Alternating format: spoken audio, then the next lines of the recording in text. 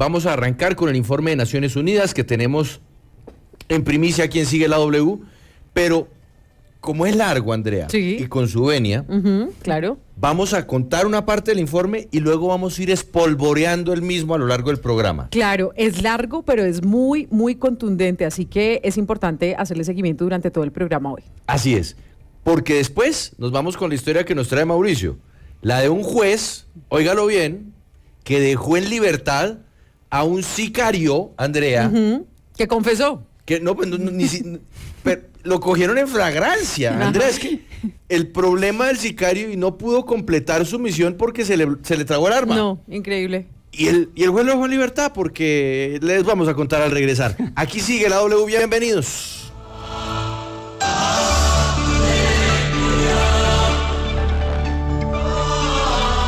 En tu aniversario éxito, vive la Eurocopa en un televisor Hisense marca patrocinadora. Aprovecha desde el 40% de descuento pagando con cualquier medio de pago en televisores de la marca Hisense con 3 años de garantía. Válido del 15 al 17 de marzo, 300 unidades disponibles, aplican términos y condiciones. La reunión anual de las asambleas de gobernadores del Banco Interamericano de Desarrollo y BID Invest une a los líderes económicos de los países miembros en Punta Cana del 6 al 10 de marzo para debatir sobre los desafíos y oportunidades para el desarrollo de América Latina y el Caribe. Sigue el especial en la web epamerica.co.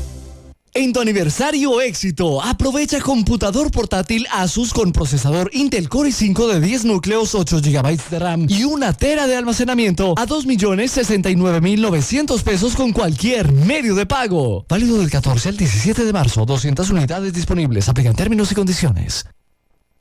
Es el momento de estrenar el Ford de tus sueños. Ford, Ready for More, da la hora en la W. La hora 12 del mediodía, 12 minutos. Aquí sigue la W. Y Andrea, me voy con la primera parte Claro del que sí. informe.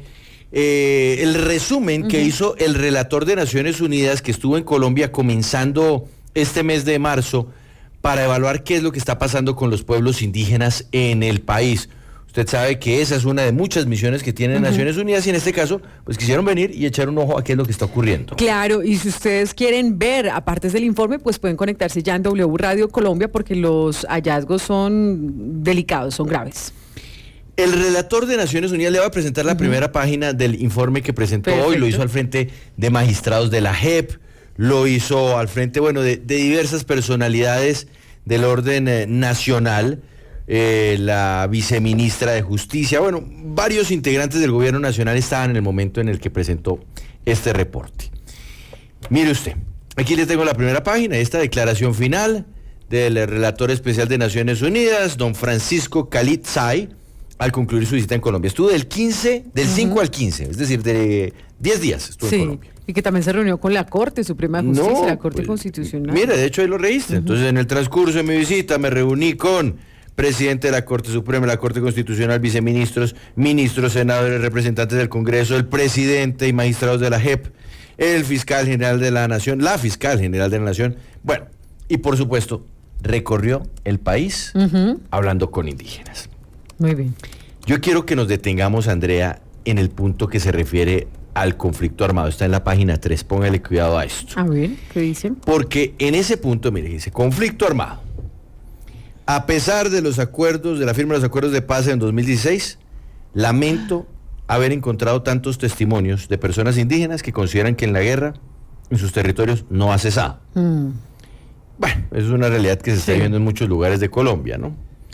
Y habla él de la afectación que se está viviendo en distintos territorios. Sin embargo, yo quiero pasar al tercer párrafo de lo que reportó y le informó hoy a las autoridades colombianas el relator de Naciones Unidas. Mire usted, y luego voy a pedir por favor al máster que lo pongan en la pantalla completa. Recibí información alarmante sobre el reclutamiento forzoso de menores por parte de grupos armados. Eso tampoco es nuevo. De hecho, en el Congreso se habló esta semana al respecto. Claro, claro. No quiere decir que porque ya se vuelva paisaje es menos grave, por supuesto, pero aquí lo está confirmando. Pero esto es lo grave.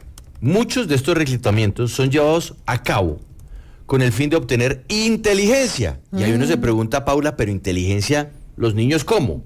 O sea, ¿qué es lo que van a hacer con un menor de edad de inteligencia? Pues póngale cuidado a lo que sigue. Póngamelo otra vez en pantalla plena, por favor. Los niños y niñas son apartados de sus familias por algunas semanas. Esto lo están haciendo los grupos armados que están en territorios indígenas. Y luego son supuestamente liberados. Uy. Pero en realidad son reinsertados en sus comunidades con el fin de que sirvan de informantes, Delicadísimo.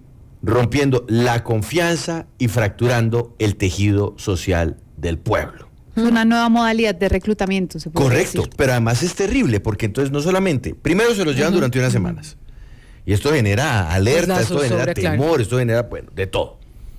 Pero luego cuando los devuelven, a los niños ya les han hecho un trabajo en su cabeza para convertirlos en informantes de esos grupos ilegales. También con amenazas bajo el temor y entonces se vuelven informantes de sus propias familias y de su propia comunidad indígena Es para correcto. que los grupos armados ilegales pues tengan todo el control.